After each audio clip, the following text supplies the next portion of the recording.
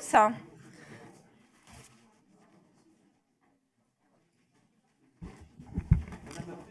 Alors, je vais faire une déclaration, Monsieur Dupont-Aignan, s'il vous plaît. Mais je vais faire une déclaration préalable et puis nous pourrons, et le co-rapporteur en fera une ensuite, et puis après nous pourrons échanger si vous le souhaitez. Je voulais vous indiquer donc que depuis plusieurs jours, nous menons des travaux importants en toute transparence, que les personnes que nous auditionnons ce matin avaient formulé une demande de huis clos. Je vous indique qu'en tant que co-rapporteur, je ne suis pas favorable à cette demande de huis clos, souhaitant que toute la lumière soit faite sur les faits dont nous sommes saisis. Et donc, je souhaiterais m'en tenir à la ligne de transparence que nous avions adoptée. Je demanderai donc à mon co-rapporteur ce qu'il en pense. Et en cas de désaccord entre nous, la commission des lois devra trancher cet éventuel désaccord.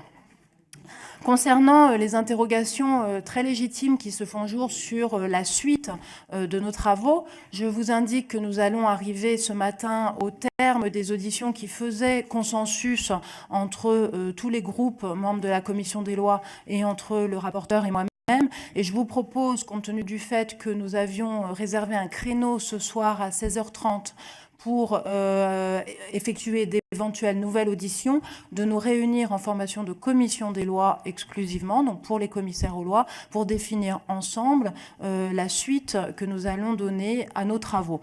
Je vous précise à la demande notamment de Philippe Gosselin, mais qui n'est pas là ce matin, que réunirait un bureau de la commission des lois juste avant, donc à 16h.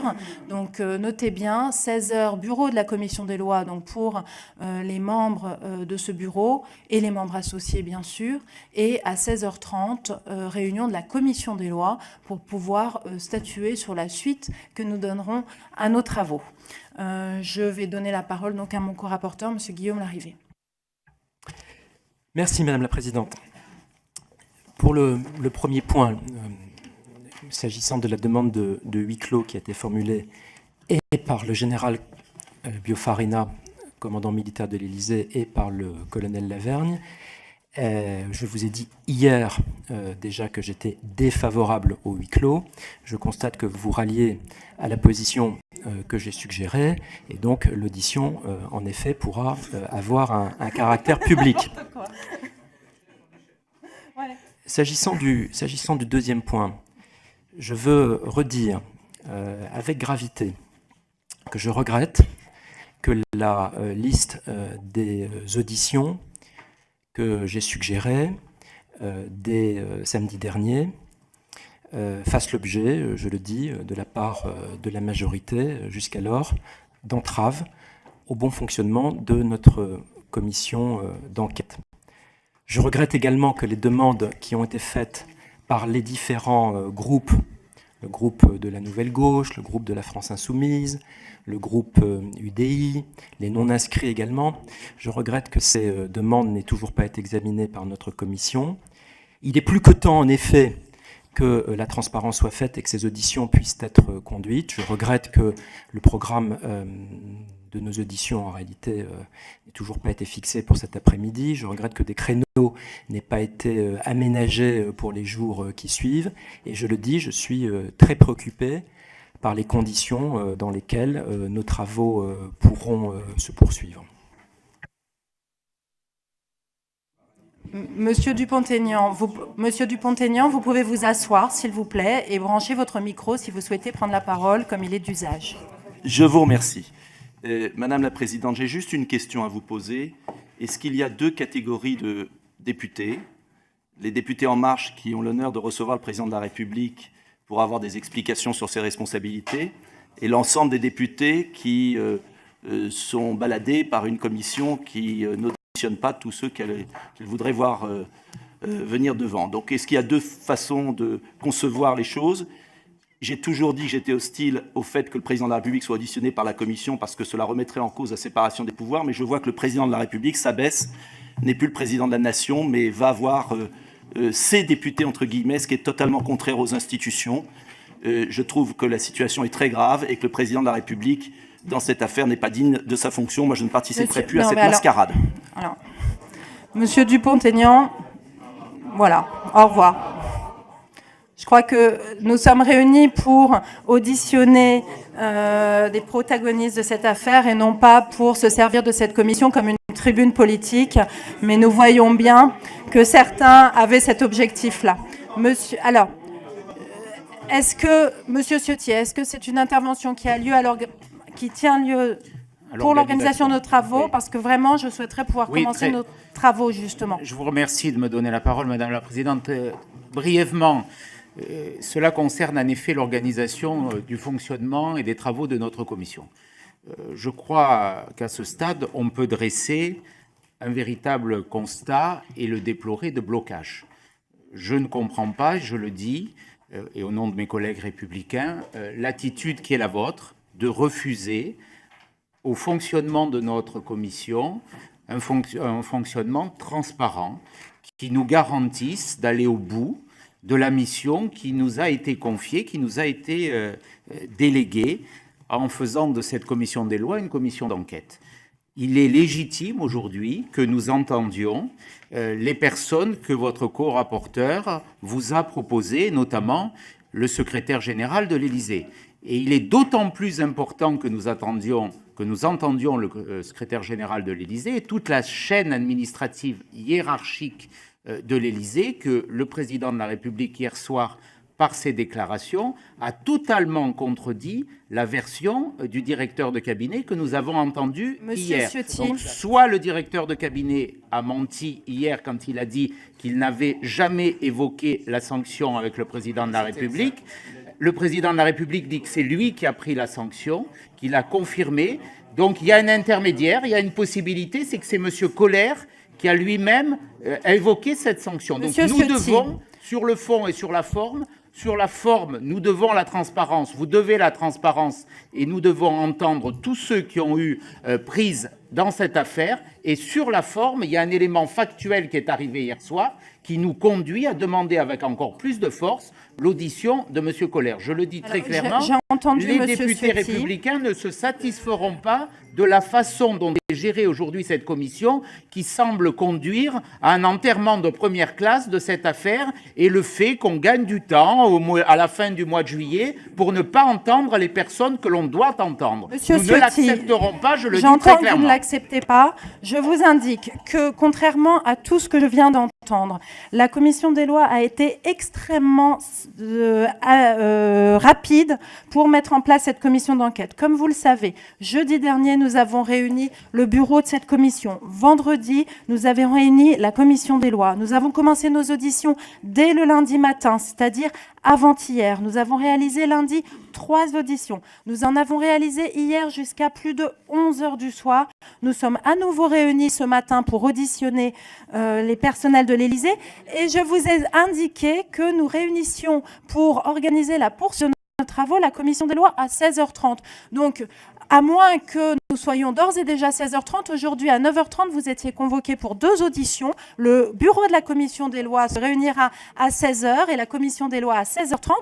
Donc je pense que ces différents éléments de calendrier répondent à vos attentes et nous pourrons débattre entre nous de l'opportunité de réaliser telle ou telle audition. Maintenant, je souhaiterais vraiment commencer cette audition parce que nous ne sommes pas réunis ni en bureau ni en commission des lois pour débattre. Je souhaiterais, Madame la Présidente, avoir la parole comme co-rapporteur. Si vous ne souhaitez pas auditionner les personnes que nous avons dans la salle aujourd'hui, il faut me le dire. Madame la Présidente, j'ai un point de méthode. D'une part, comme je vous l'ai indiqué, je ne comprends pas que les personnes que nous auditionnons soient présentes dans la salle de la commission des lois, alors même que vous-même ne les avez pas introduites. En effet, il ne me paraît pas tout à fait de bonne méthode que les personnes que nous auditionnons, avant leur audition, soient en réalité témoins de nos débats internes. Il me semblerait de meilleure méthode que la commission des lois puisse travailler de manière sereine en tant que commission des lois.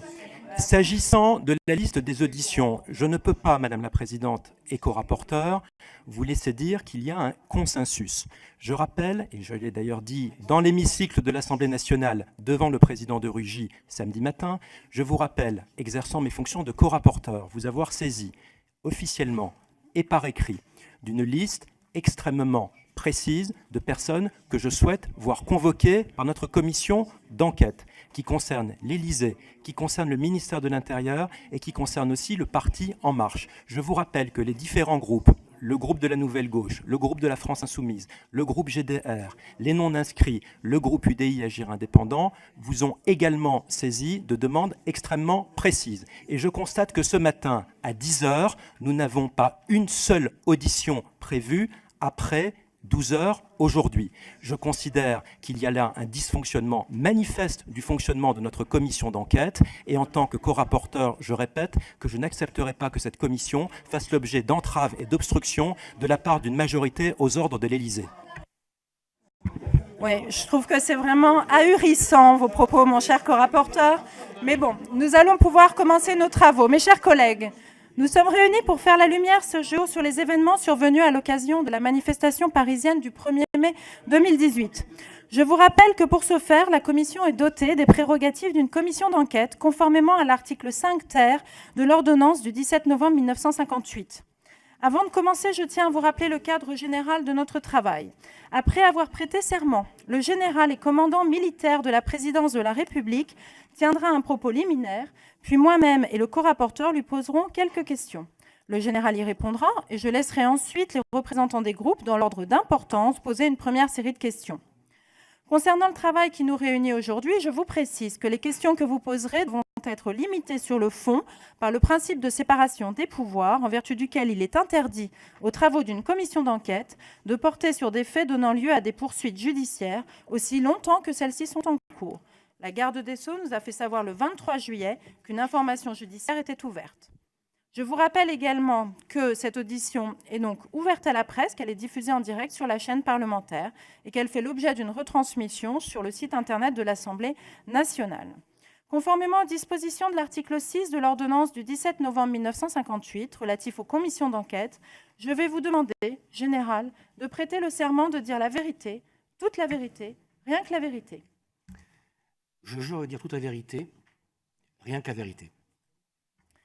Je vous remercie. Vous avez indiqué que vous souhaitiez faire une déclaration liminaire. Je vous donne la parole.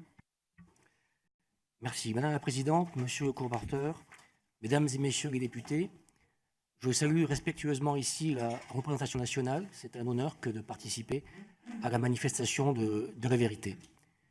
Je n'ai pas à proprement parler de propos liminaires. Je dirais juste en préambule que le 1er mai 2018, le commandement militaire, de par ses fonctions, était assez loin des événements de la contre-escarpe. Bien sûr, nous connaissions Alexandre Benalla. De par ses fonctions auprès du chef de cabinet, il était amené à travailler avec nous régulièrement. Bien sûr, M. Vincent Crase fut un temps réserviste de la réserve opérationnelle de la gendarmerie, employé à la présidence de la République. Mais ce jour-là, il n'était pas convoqué par la présidence de la République. Il a agi de son propre chef en tant que citoyen. J'espère pouvoir répondre avec la plus grande clarté et avec le plus de détails possible aux questions que vous poserez.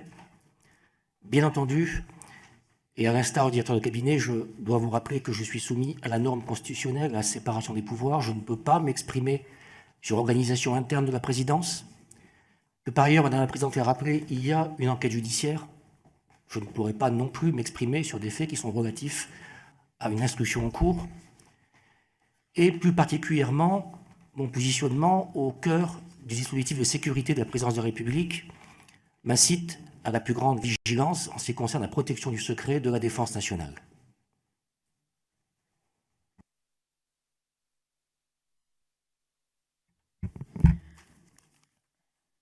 Je vous remercie. Est-ce que vous pouvez donc me préciser, vous savez que M. Crase est réserviste, ponctuellement mobilisé par votre commandement militaire. Est-ce que vous pouvez me préciser à quelles occasions, dans quelles conditions le commandement militaire a mobilisé M. Crase? Bien sûr. Un petit élément de contexte. Le 23 octobre 2017, M. Vincent Crase contracte donc un engagement pour servir dans la réserve opérationnelle au sein de la garde républicaine. Et au travers de cet engagement, il est employé par moi-même dans le cadre du vivier de réservistes que j'ai constitué au sein de la présidence de la République, afin que la réserve, qui incarne l'engagement citoyen au service de la nation puisse s'incarner également au plus haut niveau de l'État. C'était un concept à la fois symbolique et opérationnel qui est toujours très prégnant. M. Vincent Crase a servi au sein de la réserve de l'Élysée, si on peut l'appeler comme ça, entre le 10 novembre 2017 et le 27 avril 2018, date de sa dernière convocation. Et sur cette période de 6 mois, M. Crase a été convoqué 40 fois. Que faisait-il? Dans un premier temps, on va dire dans les 10 premières convocations, M. Vincent Crase s'est acculturé au mode de sécurité de la présidence de la République. Je l'avais particulièrement inséré au sein du service de contrôle des entrées et sa mission se situait dans ce périmètre de sécurité-ci. Dans les 10 premières convocations, il a donc fait le tour des postes, il a compris comment fonctionnait le contrôle des entrées afin de pouvoir exécuter des missions dans ce service. Par ailleurs, comme c'était le plus gradé, c'était un chef d'escadron, le plus gradé dans ma réserve, je l'avais missionné pour gérer de manière administrative le corps des réservistes que nous recrutions. Et au jour d'aujourd'hui, nous avons 14 réservistes au sein de l'Élysée. Ensuite, il a participé en tant que réserviste à quelques événements opérationnels du palais, essentiellement dans le cadre du service de contrôle des entrées.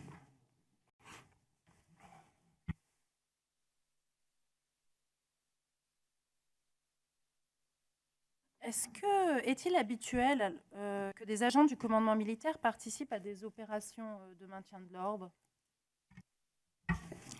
Alors, très clairement, non. Le commandement militaire a un périmètre d'action qui est strictement circonscrit aux enceintes de la présidence de la République. Nous ne sortons pas de nos murs. La protection que nous effectuons concerne essentiellement l'intérieur des enceintes et des annexes de la présidence. En tout état de cause, aucun réserviste ni militaire du commandement militaire n'a affaire de manière opérationnelle sur la voie publique à l'extérieur de nos murs. D'accord. Donc, est-ce que vous étiez au courant, concernant les événements du 1er mai, qu'il serait aux côtés de M. Benalla avec le statut d'observateur sur les opérations de maintien de l'ordre? Non, absolument pas. Absolument pas. J'apprends ce fait le 2 ou le 3 mai. Je prendrai immédiatement des dispositions pratiques concernant. Le 3 mai, je l'informe au regard de sa participation, qui me semblait totalement indue à la manifestation du 1er mai, il ne fait plus partie de la réserve de la présidence de la République. Et je le remets par message, le 4 mai, à disposition de la garde républicaine. Et le 3 mai, vous vous entretenez avec lui pour ce faire, ou il s'agit d'une note? Comment cela se manifeste-t-il? Le 3 mai, je l'appelle au téléphone et je lui signifie oralement que dès le lendemain, le 4 mai, il ne servira plus au sein de la présidence de la République dans la réserve opérationnelle de la présidence. Ça ne joue pas sur son appartenance à la réserve en elle-même, c'est juste ça n'est pas de votre compétence ou Absolument, ça ne joue pas de son caractère d'appartenance à la réserve opérationnelle. Pour radier un militaire de la réserve opérationnelle, il faut qu'une commission de radiation soit saisie et c'est une prérogative du ministre de l'Intérieur. Très bien, je vous remercie. J'en ai fini pour cette première série de questions. Monsieur le co-rapporteur, avez-vous des questions?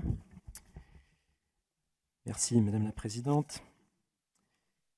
Connaissez-vous, en général, la société Biblos? Pardon, monsieur le rapporteur, société Biblos. Non. Connaissez-vous, en général, la société Mars? Non, monsieur le co-rapporteur. Qui vous a présenté monsieur Crase? Monsieur Crase s'est présenté tout seul. et c'était certainement à suggestion d'Alexandre Benalla, puisque tous les deux se connaissaient de longue date.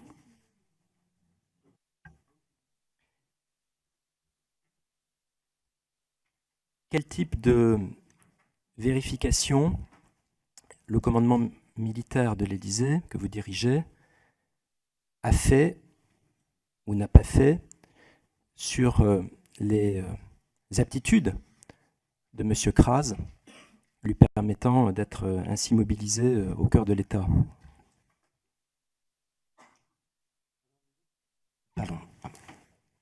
Tout d'abord, M. Kras est réserviste de la réserve opérationnelle depuis assez longtemps, puisque je crois que dès 1996, il contracte son premier engagement au sein du groupement de gendarmerie départementale de l'Eure. Pour intégrer la réserve de l'Élysée, il a donc, en 2017, rompu son premier contrat ESR qu'il avait au sein du groupement de gendarmerie de l'Eure pour contracter un autre contrat ESR auprès de la garde républicaine. C'est à ces deux niveaux, groupement de gendarmerie de l'Eure, puis garde républicaine, que les opérations de vérification administrative sont réalisées. Par la suite, quand il a manifesté sa volonté de servir au sein de la présidence de la République, il y a bien sûr eu plusieurs entretiens, d'abord avec mes adjoints, ensuite avec moi-même, et il a fait l'objet d'un criblage qui n'a rien relevé. Donc, sa moralité ayant été d'une part démontrée par son service antérieur, et comme d'autre part, rien ne laissait penser qu'il pouvait présenter un problème pour servir au sein de l'Élysée, j'ai accepté de le prendre dans la réserve opérationnelle de l'Élysée. En général, dans son intervention officielle du 19 juillet dernier, le porte-parole du président de la République, Emmanuel Macron, M. Bruno Roger-Petit, a déclaré que M. Benalla avait demandé l'autorisation d'observer les opérations du 1er mai et a déclaré que cette autorisation lui avait été donnée.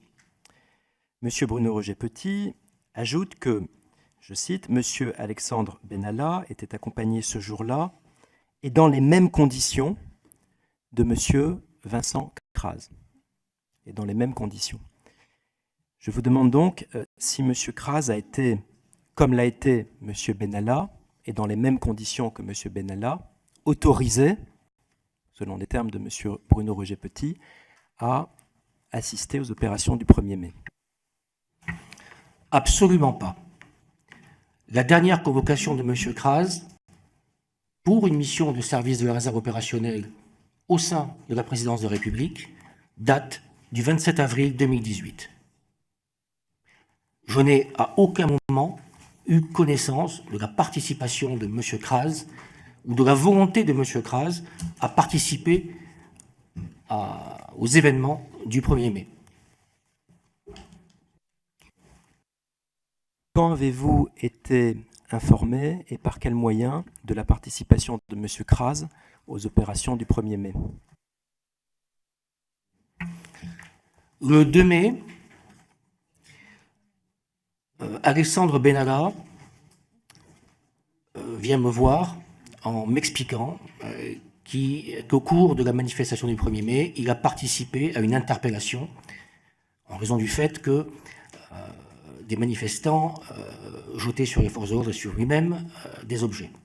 Il m'a montré sur son téléphone portable, dans une petite fenêtre, une bribe de son intervention.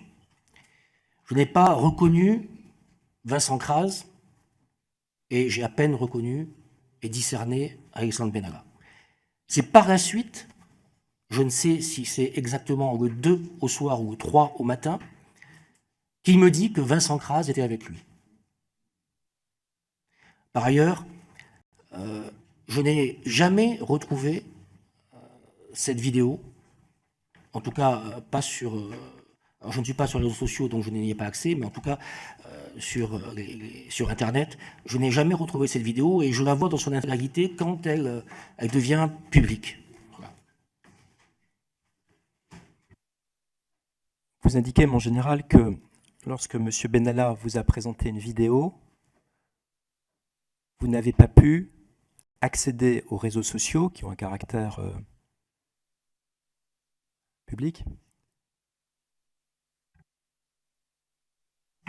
Disons que quand on a cherché cette vidéo sur les réseaux sociaux et sur Internet, moi je ne l'ai pas trouvée. J'observe que des autorités préfectorales que nous avons entendues ont eu manifestement moins de difficultés que le général commandant le commandement militaire de l'Élysée a trouvé assez facilement, en quelques clics sur Internet, cette vidéo. J'en viens, mon général, aux relations qui sont les vôtres avec M. Benalla. Le connaissez-vous personnellement? Je connais Alexandre Benalla dans le cadre de nos relations professionnelles. Monsieur Alexandre Benalla est arrivé donc à la présidence de la République en mai 2017. Il a été affecté auprès du chef de cabinet avec le rang d'adjoint au chef de cabinet. Patrice Roda vous a expliqué hier qu'il avait donc un peu un rôle dans l'organisation des événements et que ce rôle le mettait à la charnière également de problématiques de sécurité entre le GESPER et le commandement militaire, une sorte de facilitateur de la sécurité. Voilà. Donc j'avais effectivement des relations quotidiennes, nous avions des relations quotidiennes avec Alexandre Benalla dans le cadre de la manifestation, la préparation et la gestion d'événements. Et c'est normal parce que beaucoup d'événements ont un début à l'extérieur de la présidence de la République et viennent se terminer à la présidence de la République, à l'instar par exemple de l'accueil de l'équipe de France. Cet événement, en tant que gestion opérationnelle, commence sur le tarmac de Roissy et se termine au sein de la présidence. Donc, il y avait des relations entre Alexandre Benalla et nous-mêmes pour gérer le timing, la chronologie de certains événements. C'est dans ce cadre-là que j'ai connu Alexandre Benalla. Monsieur Benalla, à votre connaissance, a-t-il participé à la préfecture de police à des réunions relatives à l'organisation des déplacements du président de la République? Oui. À l'époque, il était totalement concerné par l'organisation des déplacements concernant le président de la République, oui.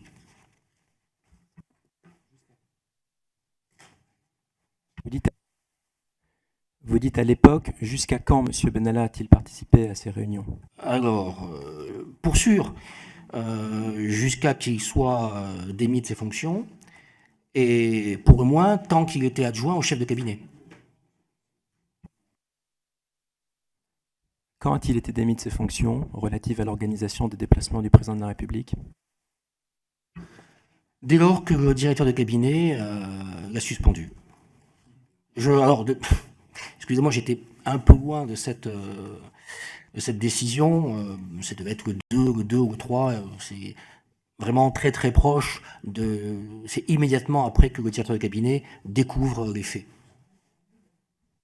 Je rappelle que dans ces déclarations écrites qui nous ont été adressées hier, M. Alain Gibelin, directeur de la DOPC, nous a indiqué que M. Benalla avait participé entre le 18 mai et le 18 juillet à la préfecture de police à des réunions relatives à l'organisation des déplacements du président de la République. J'en viens à une nouvelle question, mon général. M. Benalla, semble-t-il, avait un grade de lieutenant-colonel. Pouvez-vous préciser ces éléments s'agissant de ce grade, des responsabilités qu'il implique, de l'autorité qui l'a sollicité, de l'autorité qui l'a accordée? Alors, là, on va être obligé de rentrer un petit peu dans le fonctionnement de la réserve opérationnelle de la gendarmerie. Excusez-moi si la digression est un peu longue, je vais essayer d'être le plus court possible. Chronologiquement, M. Benalla, à l'origine, si ma mémoire est bonne, est un réserviste de la réserve opérationnelle du groupement de gendarmerie départementale de l'Eure. Pardon? Monsieur Benalla. Ouais. Il démissionne de cette réserve pour signer un contrat toujours dans la réserve opérationnelle de premier niveau, mais au sein d'une ressource spécialisée, dite ressource experte, qui est mobilisée par le directeur de la gendarmerie dès lors qu'un groupe de travail ou une réflexion particulière doit se tenir sur un sujet particulier. En l'occurrence, il s'agissait d'une mission de réflexion sur la protection des brigades territoriales.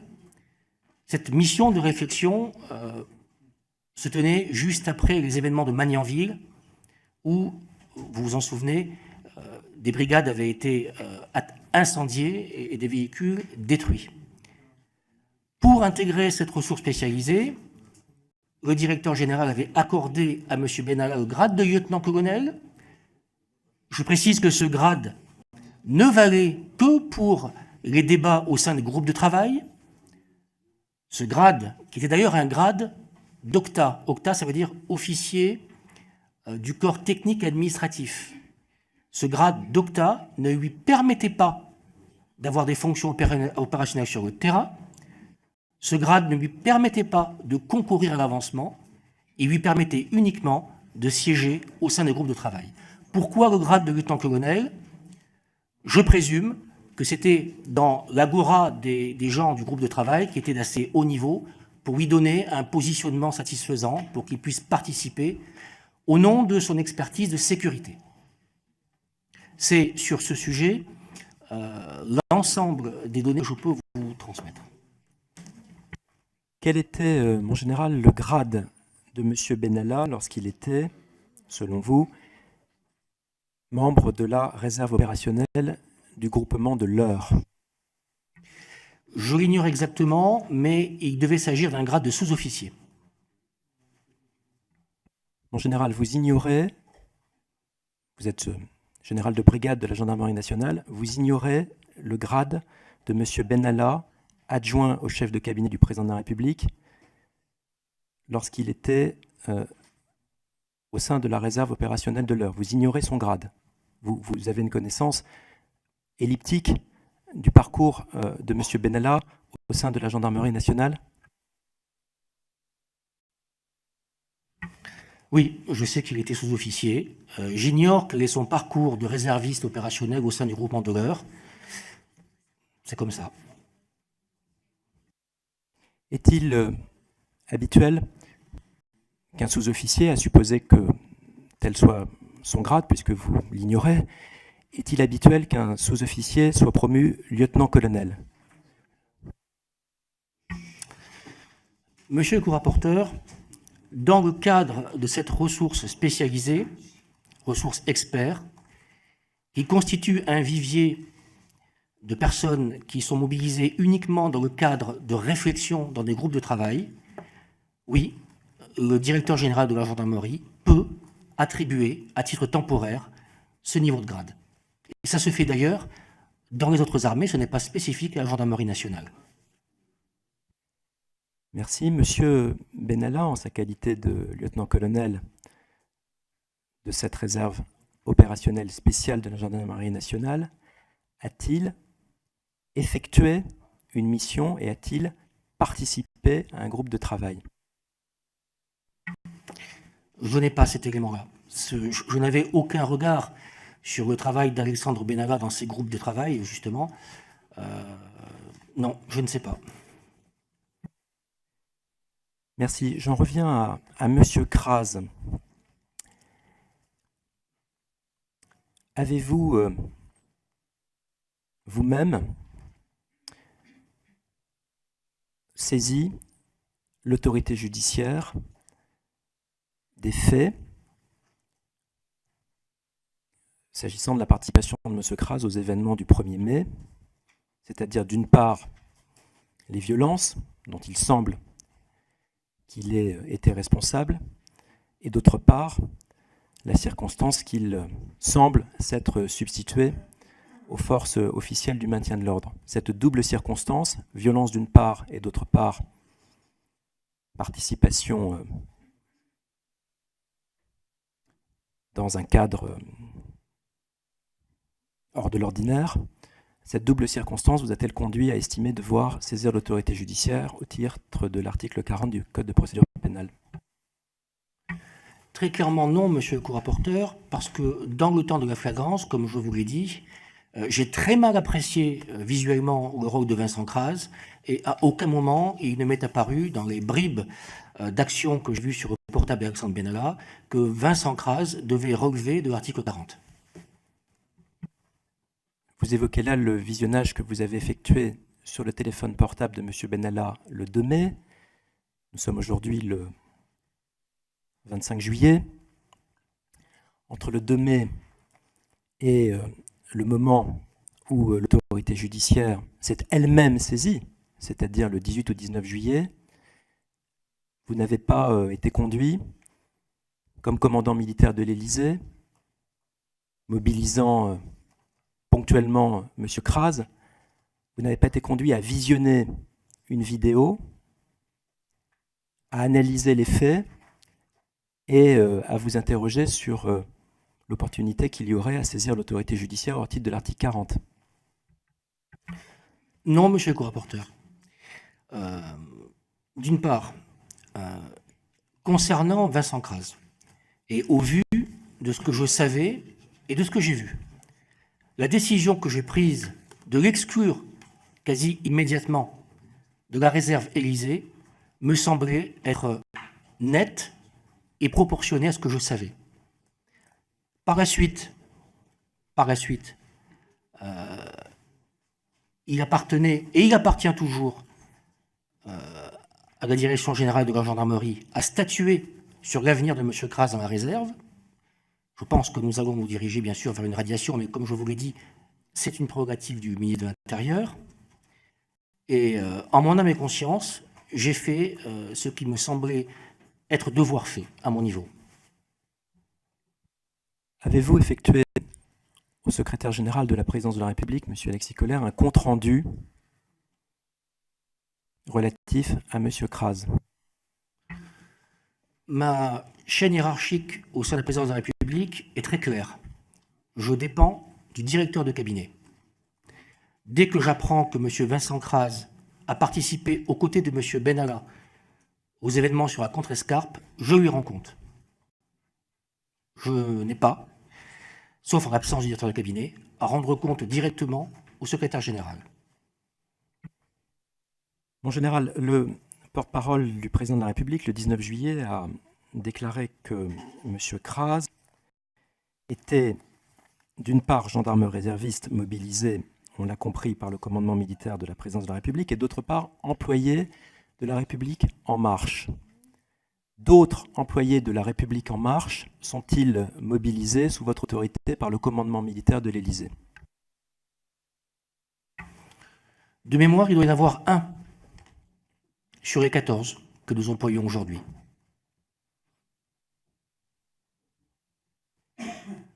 Pas plus. Vous employez donc toujours un salarié du parti La République En Marche au sein du commandement militaire de l'Élysée. Oui, monsieur le co-rapporteur. Je n'ai à ce stade pas d'autres questions. Je vous remercie. Donc, je vais, comme à l'accoutumée, passer la parole à chacun des groupes présents dans cette salle. Je vous précise, pour que les choses soient bien claires, que j'ai une demande de non-inscrite et que je vais privilégier, j'ai deux demandes de non-inscrits et que je privilégie naturellement les commissaires aux lois. Donc, Madame Laureau, vous aurez la parole pour les non-inscrits pendant les 2 auditions de la matinée. Comme ça, chaque non-inscrit aura eu à chaque audition la possibilité de poser une question de façon la plus équitable possible. Donc, la parole est à La République En Marche, Madame Naïma Mouchi. Merci Madame la Présidente. En général, depuis nos auditions de lundi, nous cherchons notamment à déterminer qui était informé de l'intention de M. Alexandre Benalla de participer à la manifestation du 1er mai. À ce jour, nous n'avons pas de réponse, et nous n'avons pas de réponse notamment au niveau de la préfecture de police et de ses services, qui sont pourtant en première ligne dans l'organisation de la manifestation du 1er mai. Le préfet de police et le directeur de l'ordre public et de la circulation nous ont notamment dit ne pas avoir été informés de la présence de M. Alexandre Benalla en amont de la manifestation et l'avoir découvert le soir même du 1er mai dans la salle de commandement.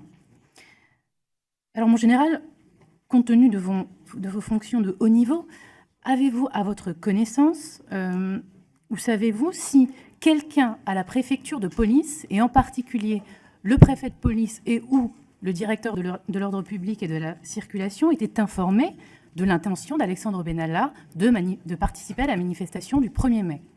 C'est ma première question. Madame la députée,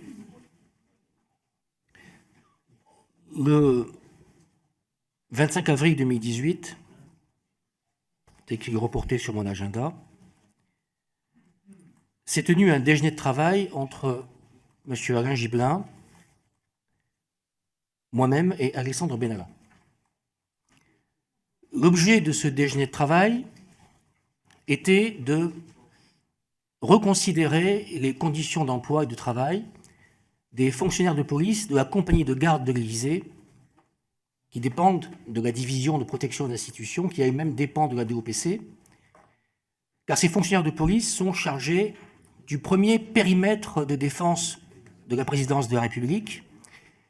Ils dépendent donc de la DOPC, travaillent néanmoins très directement pour la présidence de la République, et nous menions une réflexion, Alain Gibelin et moi-même, de longue date, pour améliorer les conditions d'intégration de ces policiers au sein de la présidence de la République, pour leur donner une meilleure conscience de leur travail et du niveau de leur emploi. Alexandre Benalla, au titre de ses fonctions d'adjoint au chef de cabinet, et comme il était lui-même souvent amené dans les déplacements du président de la République à traiter avec la compagnie de garde de l'Élysée qui ouvre et ferme les accès du Faubourg Saint-Honoré, participait à ce déjeuner. Au cours de ce déjeuner, et là je ne vais vous dire que ce dont je suis certain, car ce déjeuner s'est tenu il y a 3 mois, et ma mémoire n'a pas nécessairement imprimé le verbatim de ce qui s'est dit. Au cours de ce déjeuner, il y a eu un aparté entre Alain Gibelin et Alexandre Benalla qui avait trait à la manifestation qui devait venir. Nous sommes le 25 avril, celle qui doit venir, c'est celle du 1er mai. Au cours de cette discussion, Alain Gibelin et Alexandre Benalla ont échangé sur les équipements qui seraient fournis à Alexandre Benalla pour qu'il puisse participer à la dite manifestation. Et c'est tout. Et c'est tout ce dont je me souviens.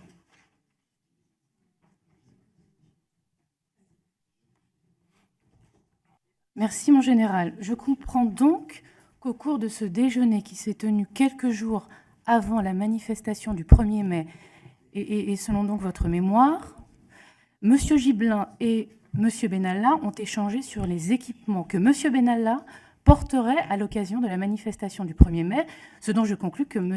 Gibelin était au courant, informé directement du fait que M. Benalla participerait à la manifestation du 1er mai. Est-ce exact, je rappelle, mon général, que vous parlez sous serment?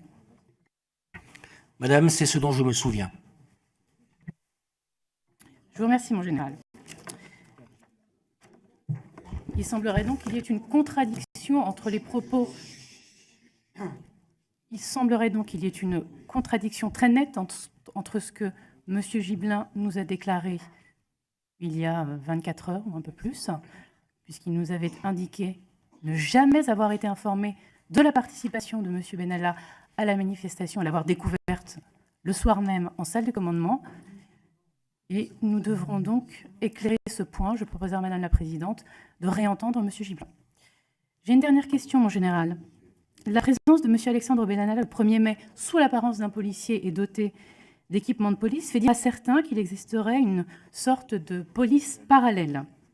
Au sein même de l'Élysée, je vous pose donc une question très simple. Cette police parallèle existe-t-elle? Non, Madame la députée, il n'y a pas de police parallèle au sein de la présidence de la République.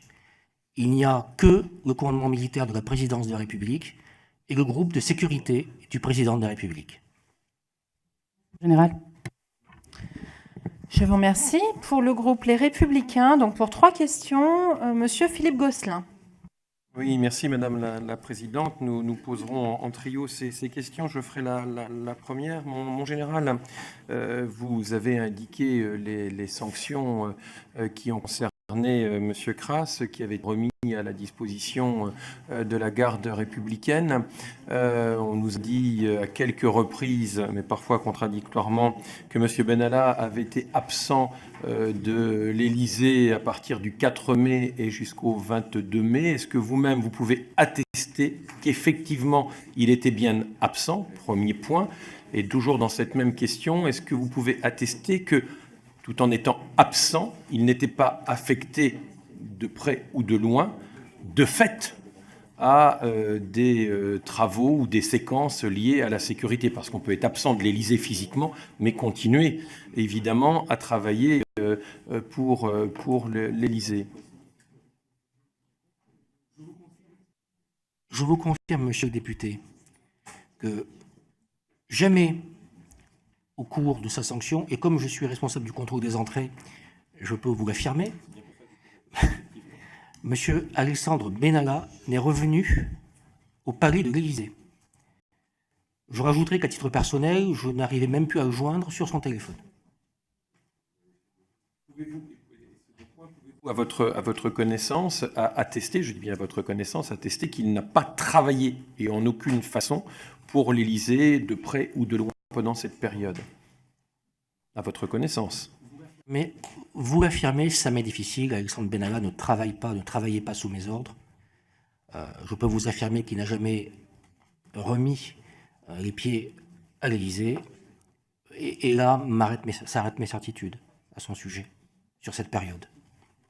Alors, pour une deuxième question pour le groupe Les Républicains, monsieur Aurélien Pradier.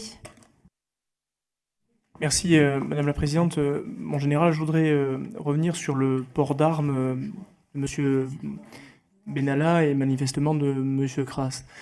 Est-ce que sur ce sujet, vous pouvez nous éclairer dans les relations de travail directes que vous avez eues avec ces deux individus? Pouvez-vous nous préciser si vous avez bien constaté qu'ils portaient une arme, qu'ils le faisaient au sein du palais ou dans les missions qui leur étaient affectées? Avez-vous été interrogatif sur le fait qu'ils portent une arme? Savez-vous aujourd'hui si cette arme a été fournie par l'Élysée ou par votre commandement ou pas? Et je le redis, avez-vous émis des interrogations sur le fait que l'un et l'autre de ces individus aient pu porter les armes? L'avez-vous constaté physiquement à différentes occasions et pouvez-vous nous préciser ces occasions? Donc, si on procède dans l'ordre, pour monsieur Benalla d'abord. Oui, bien sûr, je l'ai vu porter une arme dans le cadre de ses missions, de certaines de ses missions. Je savais qu'il avait un port d'armes, donc il portait son arme selon ce que j'en connaissais et j'avais à en connaître, de manière réglementaire. Concernant M. Vincent Crasse, dans le cadre de ses convocations, et donc dans le cadre de ces missions de réservistes qu'il a pu mener au sein de la présidence, était doté effectivement d'une arme de service qu'il percevait en début de ses missions et réintégrait à la fin de ses missions.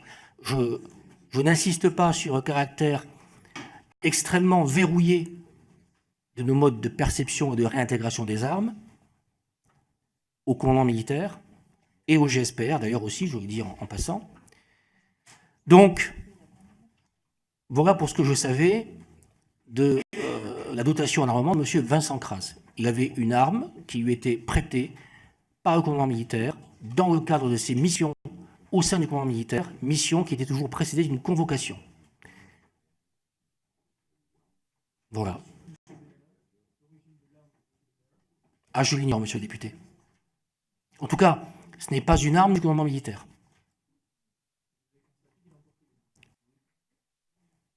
Alors, pour le groupe Les Républicains, la dernière intervention, monsieur Raphaël Schellenberger. Oui, merci Madame la Présidente. En général, vous nous avez donc appris ce matin qu'une réserve opérationnelle de gendarmerie est composée de 14 réservistes auprès de vous. Sur ces 14 réservistes, l'un d'entre eux, M. Crasse, jusqu'au 4 mai, vous a été suggéré par M. Benalla. Un second est salarié de La République En Marche. Y a-t-il d'autres réservistes de ce groupe qui vous ont été suggérés soit par M. Benalla, soit par l'un des conseillers et ou chargés de mission de l'Élysée?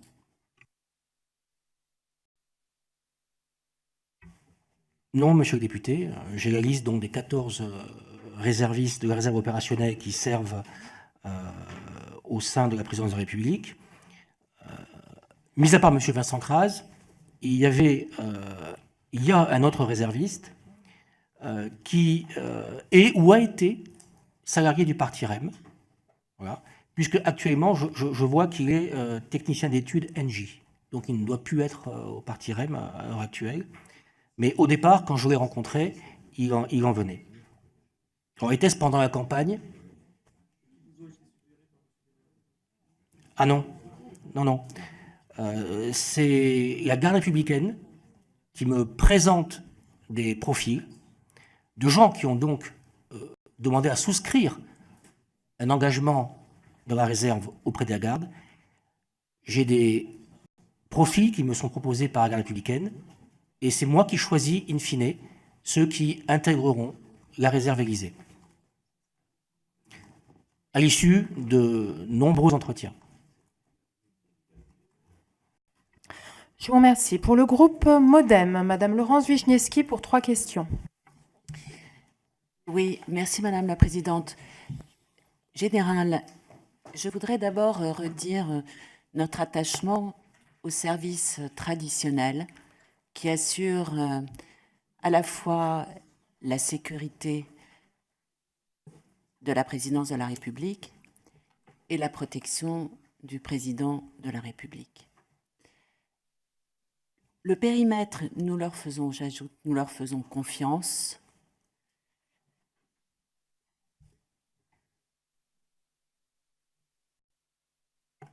Et nous leur maintenons cette confiance. Général, le périmètre des attributions de M. Benalla était strictement défini. Il nous a été précisé lors des dernières auditions auxquelles nous avons procédé, et vous le connaissez, ce périmètre. Indépendamment des événements du 1er mai, qui font l'objet d'une enquête judiciaire et sur lesquels nous n'avons pas à poser de questions. Vous est-il apparu que M. Benalla sortait du périmètre de ses attributions? Madame la députée, à ma connaissance et de par ce que j'ai pu moi-même constater, Alexandre Benalla est toujours resté dans le cadre des attributions qui lui avaient été précisées et définies par le chef de cabinet.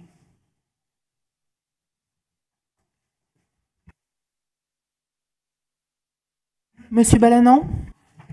Oui, mon général, vous nous avez indiqué que vous aviez vu la vidéo le 2 mai et qu'ensuite vous n'avez pas retrouvé la vidéo, en tout cas la première vidéo que vous aviez vue. Est-ce que je voudrais avoir quelques détails sur cette question-là? Est-ce que vous n'avez pas cherché à la revoir ou est-ce que vous ne l'avez pas retrouvée sur les différents réseaux sociaux? Je n'ai pas cherché à la revoir et je ne l'ai pas retrouvée sur Internet. Je n'ai pas cherché à la revoir. À la revoir sur le portable d'Alexandre Benalla. Est-ce que le groupe MoDem a une autre question? Non? Bon. Alors, pour le groupe UDI, Monsieur Pierre Morel-A-L'Huissier. Merci Madame la Présidente. Mon général, j'ai bien noté vos observations préliminaires sur la séparation des pouvoirs, l'organisation de la présidence et l'enquête judiciaire. Vous êtes un militaire de très haut niveau, donc soucieux de rectitude, et vous connaissez M. Benalla. Vous l'avez rencontré à maintes reprises, vous avez même déjeuné, comme vous venez de le dire. Est-ce que vous pouvez nous préciser la personnalité de M. Benalla, votre sentiment sur cette personnalité? Est-ce que vous pouvez nous donner quelques indications sur son sentiment de protection particulière qu'il pouvait éprouver. Et est-ce que vous pouvez aussi nous dire qu'il disposait d'une grande latitude au sein de l'Élysée et qu'il pouvait être considéré comme un électeur libre, ce qui semble ressortir de certains témoignages de la part de certains collaborateurs à l'Élysée. Enfin, avez-vous quelques notions sur les relations que pouvait entretenir M. Benalla avec Yann Drouet, qui était maintenant à la cellule terroriste de l'Élysée? Bien, monsieur le député, j'ai parfaitement compris votre question. Je ne suis évidemment pas un expert en sociologie ni en études de caractère. Ce que je peux vous dire, et je me contenterai de rester dans le champ de l'opérationnel et du missionnel. Alexandre Benalla était un excellent spécialiste. Ce qu'il faisait, il le faisait bien et il le faisait vite. Et bien souvent avec une grande faculté d'anticipation. Voilà ce que moi j'ai eu à en connaître.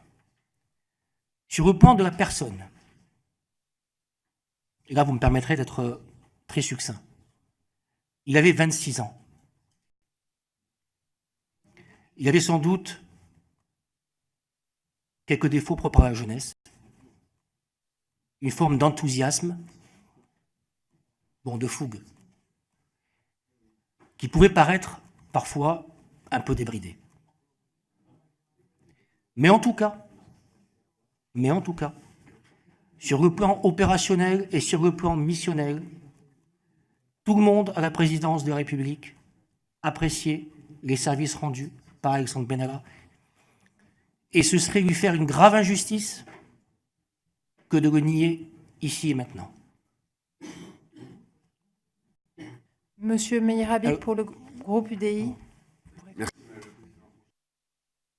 Avez-vous eu écho de la part de vos gendarmes, de vos officiers, d'altercations, de tensions à un niveau ou un autre entre M. Benalla et eux-mêmes? Est-ce que M. Benalla, à un moment donné, vous a parlé de la réorganisation des services, vous parliez avec lui de la réorganisation des services de sécurité de l'Élysée? Et enfin, est-il courant dans la gendarmerie qu'un lieutenant-colonel, qu'à 26 ans, on puisse être promu lieutenant-colonel? Bien, monsieur le député. Donc, monsieur le député, concernant votre première question sur les relations que nourrissait Alexandre Benalla avec mes gendarmes, mes policiers, j'ai quelques policiers également qui travaillent au sein des commandements militaires. Jamais, à aucun moment, il ne m'est remonté une quelconque friction entre mes gendarmes et mes policiers et Alexandre Benalla, qui était, je dois le dire, unanimement apprécié. Concernant la direction de la sécurité de la protection de la présidence de la République, pardon, la DSPR, la direction de la sécurité de la présidence de la République. Le directeur de cabinet vous l'a précisé hier, ce projet était piloté par Patrick Strodin dans son concept global et par moi-même sur le plan applicatif. Alexandre Benalla n'y participait, d'ailleurs un peu comme dans son rôle dans la ressource spécialisée, au titre consultatif, d'une part parce qu'il était à la chefferie de cabinet et que nous avions besoin de cette vision-là pour construire une direction, et d'autre part, parce que dans nombreux domaines de la sécurité, il portait une parole qui était assez pertinente, je dois dire. Est-ce que maintenant,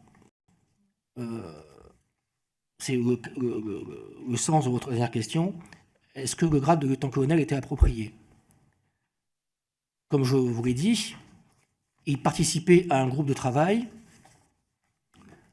créé par le directeur général de la gendarmerie, un groupe de travail à haut niveau, et sans doute est-il paru opportun au général Lisuret de lui donner ce grade afin qu'il puisse prendre toute sa place dans son groupe de travail. Et c'est la seule raison pour laquelle il a eu un grade de ce niveau-là.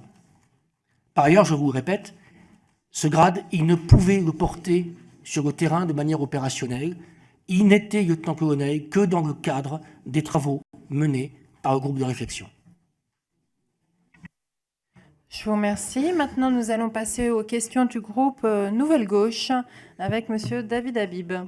Oui, le groupe socialiste, Monsieur le Général, souhaite vous interroger sur 3 points. D'abord, vous avez pu constater, Général, sur un certain nombre de photos, sur un certain nombre de vidéos que vous avez pu parcourir par la suite, que Monsieur Benalla disposait d'un poste de radio Acropole. Pensez-vous que ce poste de radio Acropole fasse partie des équipements que vous avez évoqués tout à l'heure, comme ayant été évoqué entre lui et M. Gibelin le 25 avril dernier? Monsieur le député, je n'en ai pas souvenir. Que ce poste de radio ait pu être évoqué, c'est cela, non? Absolument, monsieur le député. Général. Par ailleurs, pensez-vous que le 1er mai, M. Benalla disposant de ce poste de radio, pensez-vous que M. Benalla ait pu communiquer avec quelqu'un de l'Élysée pendant la journée du 1er mai? Le savez-vous? En avez-vous entendu parler? Sous caution que mes connaissances techniques sur les postes Acropole soient vraiment exactes, mais il serait plus utile de poser la question au colonel Laverne tout à l'heure. Je ne pense pas que le poste Acropole que M. Benalla avait lui permettait de communiquer avec l'extérieur. J'aurais noté que je n'ai pas dit avec le poste d'Acropole. J'ai dit, pensez-vous qu'il ait pu communiquer le 1er mai avec l'Élysée? Là, je ne sais pas. En tout cas, pas avec le commandement militaire. Ce qui me permet, Madame la Présidente, de renouveler, avant d'évoquer la 3e question, le désir que nous avons exprimé à plusieurs reprises d'avoir connaissance des échanges qui ont pu avoir lieu, puisque tout est noté, tout est retranscrit, qui ont pu avoir lieu avec ce poste Acropole le 1er mai. Dernier point, Général, est évoqué par la presse une personnalité, un individu, M. Yann Drouet. Le connaissez-vous? Quelles sont les relations que vous avez pu noter entre, d'abord, quel était son rôle dans la sécurisation de l'Élysée, et quelle relation avait-il avec M. Benalla ou M. Graz? Alors oui, bien sûr, je connais M. Yann Drouet, au moins à 2 endroits. Le premier, quand il était chef de cabinet du préfet de police de Paris, et aujourd'hui, secrétaire général de la coordination nationale au renseignement et à la lutte contre le terrorisme. Nous avions, dans ces 2 cadres, des relations assez quotidiennes. Je sais qu'il connaissait Alexandre Benalla, et dans ce registre, je ne peux guère vous en dire plus, car je n'ai pas constaté, dans le champ missionnel ou opérationnel, de relation particulière entre Alexandre Benalla et Yann Drouet. J'ai fini, Madame la Présidente, que nous sollicitons, bien évidemment, l'audition de M. Drouet. Je vous remercie, c'est noté. Nous en discuterons tout à l'heure à 16h au bureau et à 16h30 entre commissaires aux lois. Monsieur Bernalicis pour le groupe La France Insoumise. Merci. Général, j'ai une question concernant Monsieur Graz. Est-ce que, suite au renvoi que vous avez effectué, est-ce que vous avez cherché tout de même à enquêter ou à voir si c'était la première fois qu'il apparaissait dans une opération de maintien de l'ordre ou dans des opérations de maintien de l'ordre, d'autres manifestations, sans que ce soit porté à votre connaissance? C'est ma première question.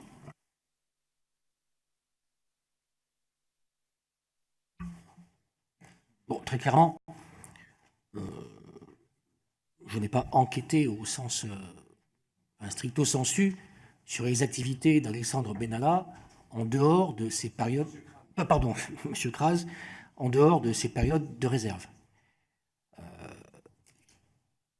Ce que j'ai vérifié, par acquis de conscience, c'est qu'il était bien hors champ d'une convocation opérationnelle le 1er mai.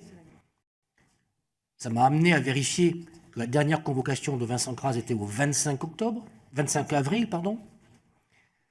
J'ai vérifié par acquis de conscience que son arme était bien à l'armurerie. Elle y était, évidemment. Et là, se sont arrêtées mes investigations. Et à ma connaissance, et c'est un fait avéré, lorsque M. Vincent Cras était convoqué à la présidence de la République dans le cadre de ses missions de réserve opérationnelle, il ne participait qu'aux missions pour lesquelles je le mandatais.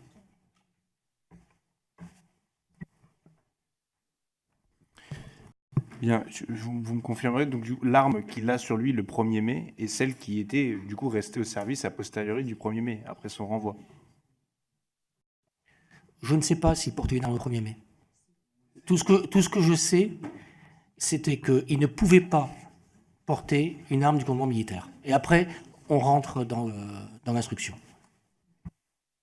Vous avez dit tout à l'heure que vous avez cherché à joindre Monsieur Benalla sur son téléphone sur la période de sa mise à pied, de la suspension, je ne sais pas comment on doit dire, enfin, de la sanction. Pour quelle raison? Écoutez, nous échangions sur nombre de dossiers, y compris sur la DSPR, nous étions en train de construire l'espace opérationnel. J'ai dû devoir l'appeler pour un de ces sujets-là. Là encore, je n'ai pas la mémoire précise de la raison pour laquelle j'ai appelé Alexandre Benalla. C'était dans un cadre purement professionnel. Dernière question, M. Bernalicis. Oui, dernière question.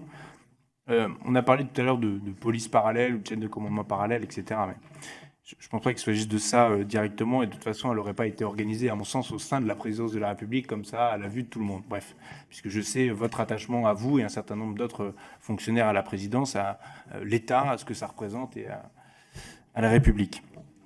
Néanmoins, est-ce que, selon votre idée, ou l'idée qu'on peut se faire de l'État, le fait qu'il y ait eu des salariés de la République En Marche qui soient en même temps dans la réserve opérationnelle sous votre commandement, est-ce que cela vous pose à question en termes de séparation des pouvoirs, puisque la séparation des pouvoirs s'entend aussi entre la présidence de la République et le gouvernement, rappelant que le président de la République n'est pas le chef des administrations, et que c'est bien le gouvernement qui est le chef des administrations. Du coup, est-ce que pour vous, il y a là un point d'alerte ? C'est une question que j'ai évoquée avec Patrick Stroda dans le cadre de nos réunions quotidiennes ou hebdomadaires, avant d'accepter de prendre Vincent Cras, notamment. Nous avons discuté de l'opportunité de le prendre dans nos rangs en raison du fait qu'il était salarié de la République En Marche. Mais rien, juridiquement, nous empêchait de le faire. On en a discuté. On a bien bordé son champ opérationnel et nous l'avons accepté. Alors, pour le groupe GDR, Madame Bello. Oui, Madame la Présidente, j'ai 3 questions. Générale, est-ce que l'arrivée d'Alexandre Benalla et de son équipe est venue combler un manque dans le dispositif existant et à l'œuvre jusqu'à son arrivée? La fonction de charnière entre le commandement militaire et le GSPR était-elle jusque-là vacante? C'est ma première question.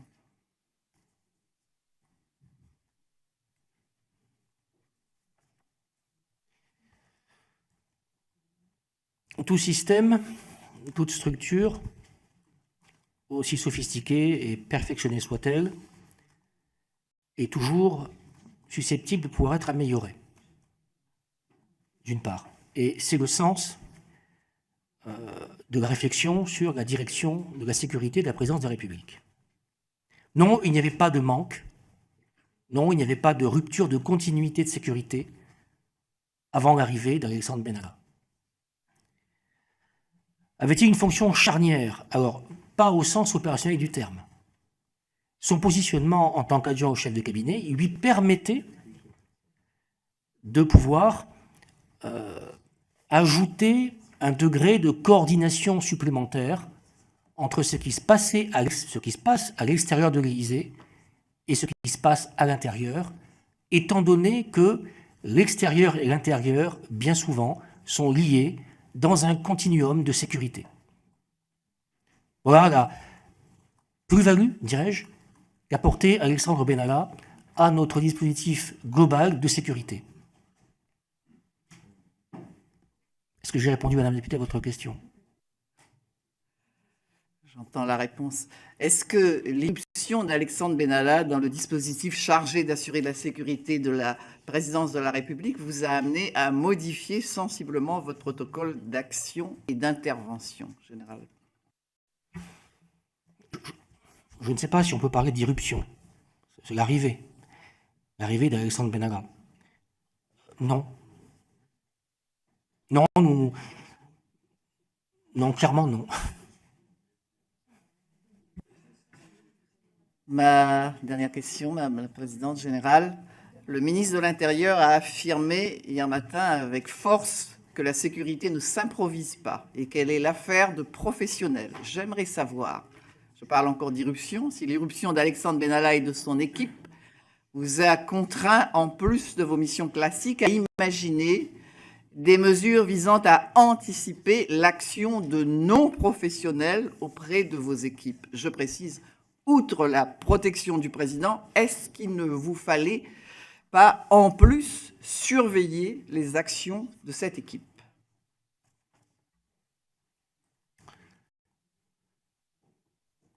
D'abord, je n'ai pas constaté à mon niveau qu'Alexandre Benalla faisait irruption, je vous concède le terme, avec une équipe. Moi, j'ai vu Alexandre Benalla arriver seul à la chefferie de cabinet.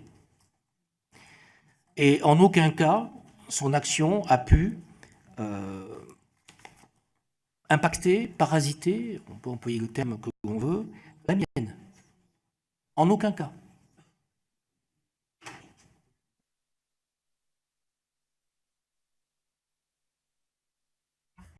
Alors, je vais donner la parole à Madame Marie-France Leroux pour les non-inscrits. Oui, merci Madame la Présidente. Général, tout d'abord, je vous remercie d'être devant cette commission d'enquête. Général, je cite l'intitulé de votre poste, commandant militaire correspondant de défense et de sécurité. Vous êtes général de gendarmerie, un corps connu comme très hostile aux barbouzes et aux dérives de barbouzes dans d'autres corps. Général, j'ai une question et une précision à vous demander. Avez-vous accepté sans restriction la désignation de M. Benalla au poste qu'il a? Et une précision, il me semble que vous nous avez dit que vous avez participé à un déjeuner le 25 avril avec M. Gibelin et que vous avez discuté en aparté des armes qu'il allait porter lors de la manifestation du 1er mai. Voilà. Benalla et Gibelin. Benalla et Gibelin.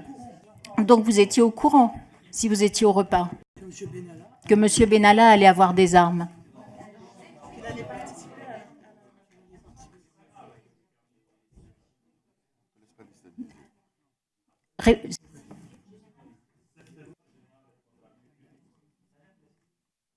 Madame la députée, tout d'abord, je vous confirme notre profonde détestation des barbouzes. Voilà, premier point. Sur la désignation sans restriction d'Alexandre Benalla, sa désignation procède d'une prérogative du directeur de cabinet. Je n'ai aucun avis à émettre et j'en ai émis aucun. Lors du dîner du 25 avril, dont je redis qu'il n'avait pas trait à la manifestation du 1er mai, l'ordre du jour était comment améliorer les conditions de travail des policiers qui sont autour du palais de l'Élysée. J'ai assisté à un aparté entre Alain Gibelin et Alexandre Benalla. À aucun moment ils n'ont parlé d'armes, ils ont parlé, d'après mes souvenirs, d'équipement. Alors, oui, madame. Il y en avait il en avait demandé l'autorisation, il en avait déjà parlé avec le directeur de cabinet, qu'il avait autorisé à participer en tant qu'observateur, car évidemment, je ne l'ai pas précisé, mais dans la connaissance que j'ai de la volonté d'Alexandre Benalla de participer à la manifestation du 1er mai, c'est bien dans un statut d'observateur. Et je précise que ce que voulait initialement Alexandre Benalla, c'était très précisément d'observer les modes opératoires des Black Blocs. C'était, d'après ce qu'il disait, sa ligne directrice et sa motivation. Pourquoi observer les Black Blocs? Parce que on pouvait effectivement, c'est vrai, avoir affaire à eux au plus près de la présidence de la République. Éventuellement, c'était un cas d'école possiblement envisageable. Alors, mes chers collègues, nous avons notre prochaine audition à 11h, donc il nous reste encore quelques instants. Je vous propose de refaire un tour de table rapide avec 2 questions par groupe, mais des questions précises, rapides et qui portent vraiment sur des sujets qui n'ont pas été abordés par le général. Donc, pour le groupe La République En Marche, Naïma Mouchou. Merci Madame la Présidente. Ce sera rapide. Général, quel était l'état des relations entre Alexandre Benalla et l'Élysée et entre Alexandre Benalla et le corps policier? Diriez-vous que ces relations à ces 2 niveaux, donc Élysée et police, étaient bonnes ou mauvaises? Madame la députée, quand vous me parlez du niveau de relation entre Alexandre Benalla et l'Élysée, c'est l'Élysée en général ou les policiers de l'Élysée? C'est l'Élysée en général? Pardon. Vous pouvez répondre sur les 2, s'il vous plaît. Que vous en savez, bien sûr. Ou plutôt de ce que j'ai pu constater. Avec l'Élysée, l'adjoint au chef de cabinet, Alexandre Benalla, avait de bonnes relations. Et d'après ce que j'ai pu constater, à l'extérieur de l'Élysée, il avait également de bonnes relations avec le corps de la police nationale. Je ne l'ai jamais vu en altercation avec qui que ce soit, ni à l'intérieur, ni à l'extérieur, mais je ne suis pas très souvent, il est vrai, à l'extérieur. Pour le groupe La République En Marche, toujours Naïma Mouchou. Oui, Général, je voudrais préciser ma question. Les syndicats ont été entendus notamment par nos collègues sénateurs et il en ressort qu'il y avait des relations difficiles. Est-ce que vous confirmez cela, des relations difficiles entre les policiers et M. Alexandre Benalla? Personnellement, je ne l'ai pas constaté.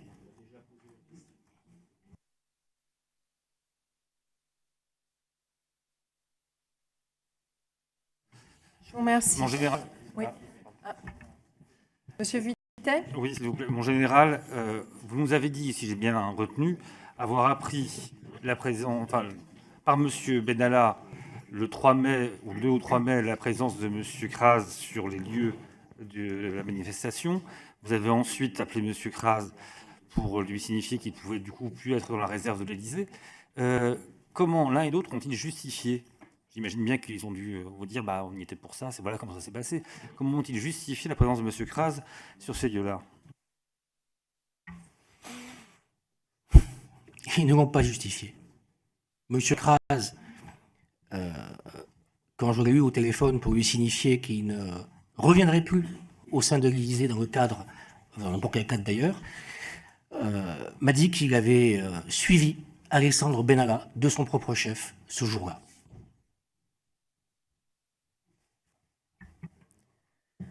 Je vous remercie. Pour le groupe Les Républicains, Monsieur Sébastien Huyghe.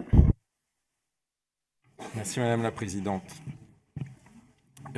Général, pour assurer la sécurité du président de la République, y a-t-il, aux côtés des forces de police et de gendarmerie, des personnels privés et à l'occasion d'un séjour à Brégançon du président de la République et de son épouse, si c'est le cas, ces personnels privés auraient-ils été, comme certains syndicats de police l'ont dit, majoritaires par rapport aux services de police et de gendarmerie? s'il n'y avait pas de personnel privé qui assure la sécurité du président de la République, y aurait-il des gens qui auraient été intégrés aux forces de l'ordre de manière accélérée? Et je profite que j'ai la parole, Madame la Présidente, pour vous demander que vous puissiez, avec le co-rapporteur, demander la copie du dossier qu'a dû remplir M. Benalla pour devenir lieutenant-colonel de réserve.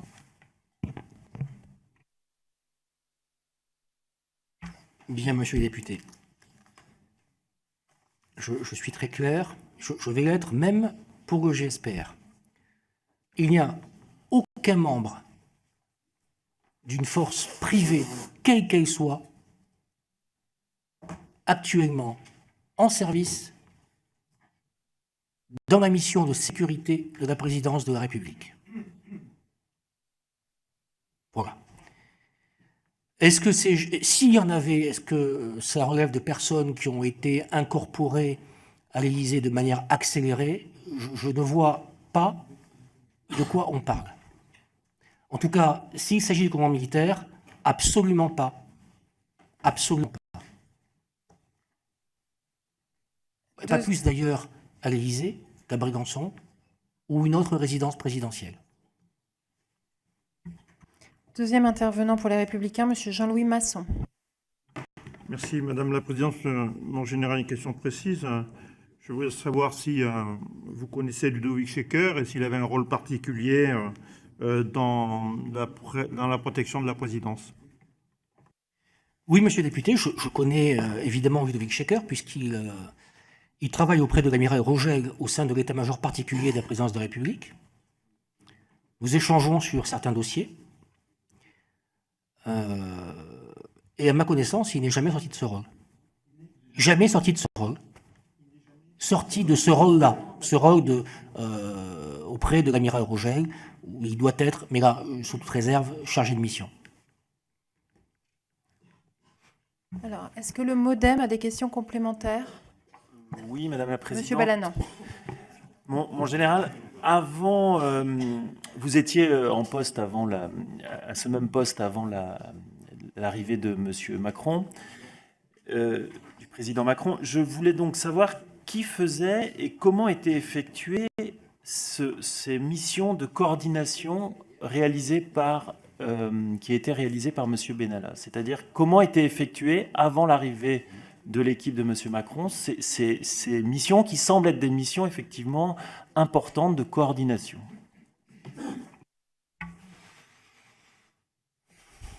Vous savez, aucun cabinet ne se ressemble et ne fonctionne nécessairement de la même façon. Cela étant, du temps de François Hollande, il y avait un chef de cabinet qui avait également des adjoints au chef de cabinet et des chargés de mission. Alors, peu ou prou, leur champ de recouvrement était celui d'Alexandre Benalla, avec, encore une fois, je le dis par honnêteté intellectuelle, certainement moins d'allant et moins d'esprit d'anticipation qu'Alexandre Benalla. Monsieur Balanant. Deuxième question. Donc, mon général, en réalité, hormis la personnalité de Monsieur Benalla, le fonctionnement était exactement le même. Il y avait donc quelqu'un qui occupait cette fonction pendant la présidence de Monsieur Hollande. Oui, la coordination entre les services était dans le portefeuille, si je puis dire, d'un chargé de mission. Dernière question donc. Quel était le profil, sans évidemment le nommer, le profil de ce chargé de mission au sein de l'équipe de M. Hollande?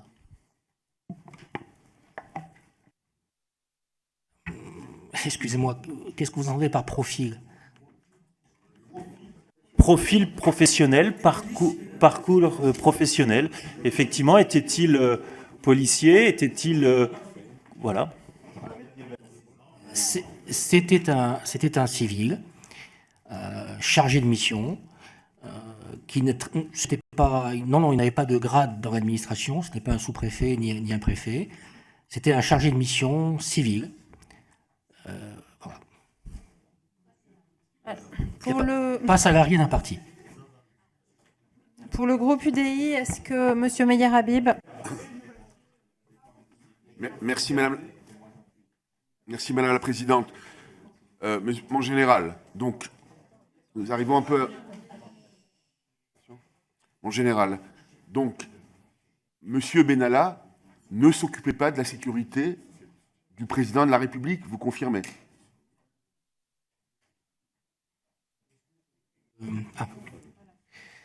Oui, je confirme que M. Benalla n'était pas en charge de la sécurité du président de la République. Cette mission-là relève du commandement militaire et du GSPR. Est-ce que vous trouvez normal, dans ce cas-là, qu'il aille observer les Black Blocs le jour du 1er mai à la manifestation du 1er mai? Et il ne m'appartenait pas de poser un jugement sur cette volonté d'aller observer les Black Blocs. Est-ce qu'en observant les Black Blocs, on fait de la sécurité pour le président de la République ou auprès du président de la République? Il me semble que non. Parce que je crois que, et je terminerai, que le souci majeur dans cette affaire, c'est que M. Benalla faisait partie du service de sécurité au privé du président auparavant, ce qui est légitime et normal. Et que, après toutes ces auditions, on a l'impression que malgré tout, il voulait conserver ses prérogatives de priorité, et c'est là peut-être d'où vient le problème, mais c'est plutôt un sentiment qu'une question. Oui, monsieur le député, je comprends mieux. Évidemment, M. Benalla avait un tropisme pour la sécurité. Il en venait. Voilà, c'était un sujet qui l'intéressait. Mais en tout état de cause, il n'est jamais intervenu, et de toute façon, il ne pouvait pas intervenir dans les processus de sécurité, ni du gouvernement militaire, ni du GSPR. Alors, pour le groupe Nouvelle Gauche, qui souhaite intervenir, Madame Untermaier et Madame Karamanli. Très rapidement, Madame la Présidente. Sur le port d'armes, je précise quand même que nous partageons sans doute, mon général, et j'en suis sûr, l'importance que revêt une autorisation de port d'armes et non pas de détention d'armes. Et nous avons appris hier l'absence de base légale de l'autorisation de port d'armes de M. Benalla. Nous avons également constaté le 1er mai que M. Vincent Crase avait à la ceinture une arme. Nous supposons bien évidemment que celle-ci ne résulte pas de la mission qui lui a été confiée en tant que réserviste, puisque vous nous avez précisé qu'elle était conservée à l'Élysée. Je ne doute pas que vous connaissiez la liste des personnes travaillant sous vos ordres qui disposent par ailleurs d'un port d'armes. Et ma question est la suivante. Est-ce que M. Vincent Crase avait un port d'armes distinct de celui que vous lui autorisiez pour les manifestations auxquelles il participait? Madame la députée, je comprends bien votre question, mais nous entrons là, on entre de plein pied dans le champ de l'enquête judiciaire. Alors, connaissance d'un port d'armes pour M. Crase? Non, Madame la députée. Je n'en avais pas connaissance. Madame Karamanli. Alors, juste en prolongement de ce qui vient d'être dit sur la question du port d'armes, vous avez évoqué que vous connaissez des personnes précédemment en présidence de la République qui avaient cette fonction. Est-ce qu'ils portaient aussi une arme? C'était juste pour une reprécision de ce que vous avez évoqué, Général, avant de poser ma question. Oui, Madame la députée, je comprends bien. Je n'ai pas dit, ou peut-être me suis-je mal exprimé, qu'il existait un homologue de M. Alexandre Benalla dans le cabinet précédent. J'ai dit que les missions occupées par M. Alexandre Benalla actuellement et celles qui étaient occupées par l'ensemble des collaborateurs du chef de cabinet peuvent se recouvrer. Il y a toujours eu une mission de coordination au sein de la chefferie de cabinet qui s'occupe de l'événementiel.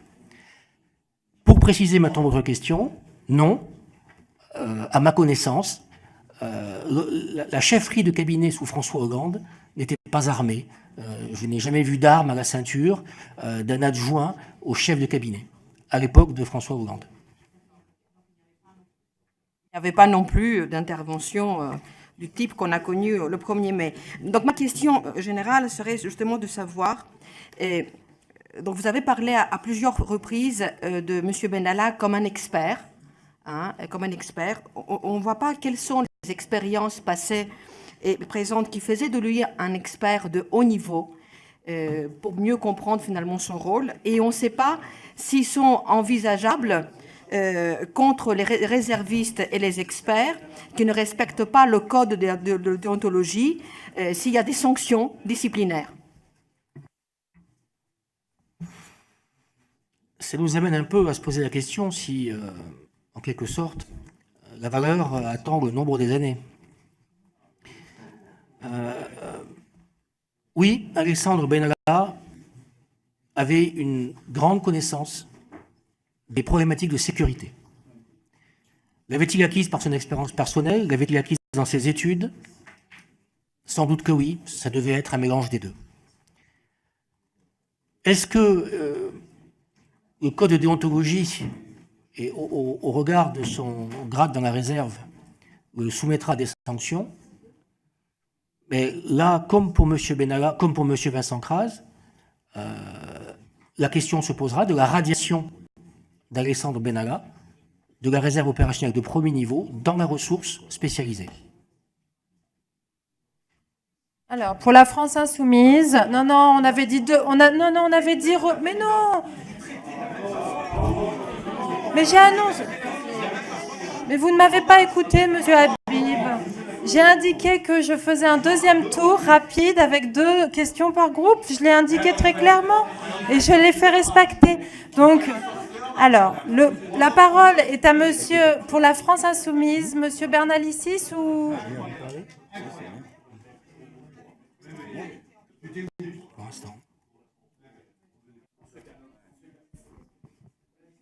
Général, pourriez-vous nous donner l'identité de la personne, ex-salarié ou actuel salarié de La République En Marche, qui est parmi les 14 réservistes de votre réserve opérationnelle? Non, monsieur le député, je ne peux pas. Et j'ai tout de suite, du coup, une deuxième question. Pouvez-vous nous retranscrire de manière la plus exhaustive possible l'échange entre M. Gibelin et M. Benalla concernant le 1er mai? Je vous ai dit de la manière la plus exhaustive possible tout ce dont je me rappelais personnellement de cet échange. Je ne saurais en rajouter plus. Je vous remercie pour 2 questions. Le groupe GDR, Madame Bello, Monsieur Peu. Oui, Madame la Présidente Générale, est-ce que vous avez connaissance de l'existence d'une fonction équivalente à celle d'Alexandre Benalla à l'Élysée avant mai 2017? Ah, il a répondu. Oui.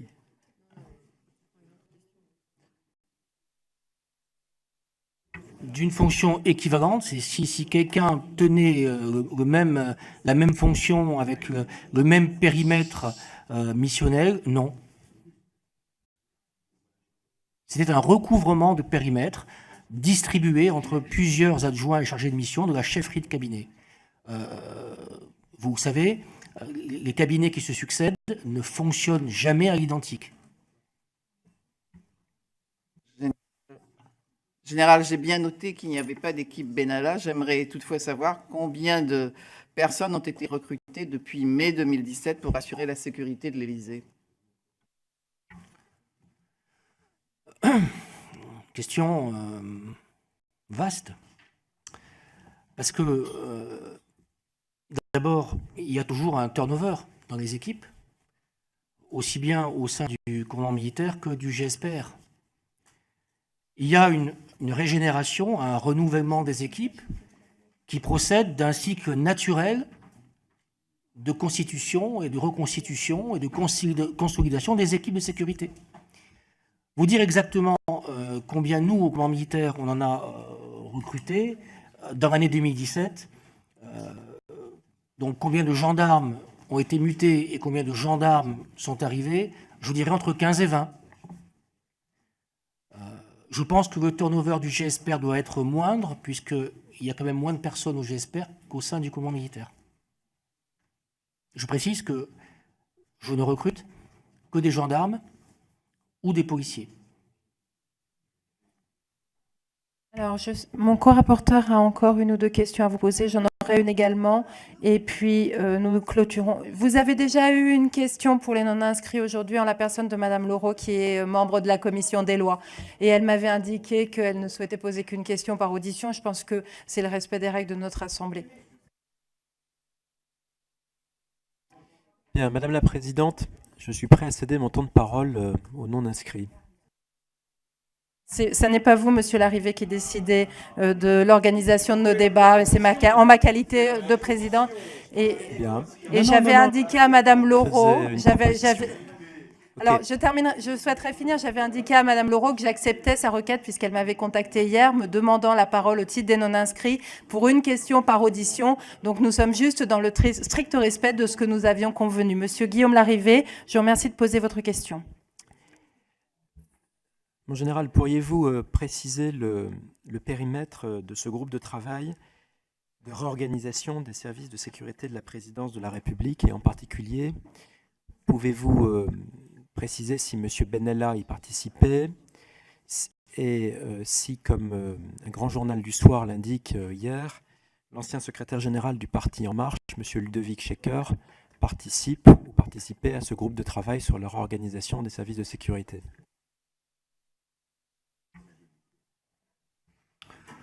Bon, c'est une question, monsieur le co-rapporteur,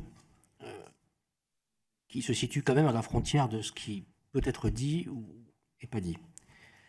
Le périmètre de la réflexion sur l'amélioration de la sécurité de la présidence de la République, je ne peux pas le décrire ici.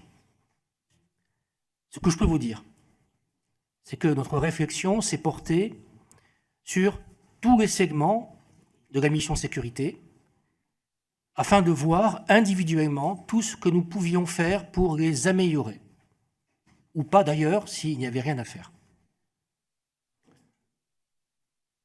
Monsieur Alexandre Benalla y participait à quelques groupes de travail, comme il participait d'ailleurs au groupe de travail de la DGGN. Et M. Ludovic Schecker, au titre de son travail au sein de l'état-major particulier de la présidence de la République, donc bien au fait des questions de défense, a pu être convié à une réunion d'un groupe de travail qui traitait de ces questions. Oui. Je vous remercie. Dans la continuité de ce que vient de vous demander Guillaume Larrivé, est-ce que vous savez si certains des interlocuteurs que nous avons eus, des personnes que nous avons auditionnées pendant nos travaux d'enquête, ont participé à ces travaux de réorganisation ou sont pressentis pour en faire partie je pense peut-être à M. Gibelin ou à M. Simonin ou à d'autres personnes. Est-ce que vous pouvez nous éclairer sur ce point ? Oui, Madame la Présidente, en ce stade de notre réflexion, nous n'en étions pas à l'établissement de l'organigramme hiérarchique et fonctionnel de la nouvelle structure. Donc, nous n'étions pas sur des questions de personnes. Nous étions vraiment sur des questions de process. Et ont-ils participé à des réunions ? Non, Madame. Très bien. Bon, bah, écoutez, commandant général, je vous remercie. Merci de toutes les précisions que vous nous avez accordées ce matin. Et la séance est levée. Nous reprenons dans 5 minutes pour poursuivre nos travaux.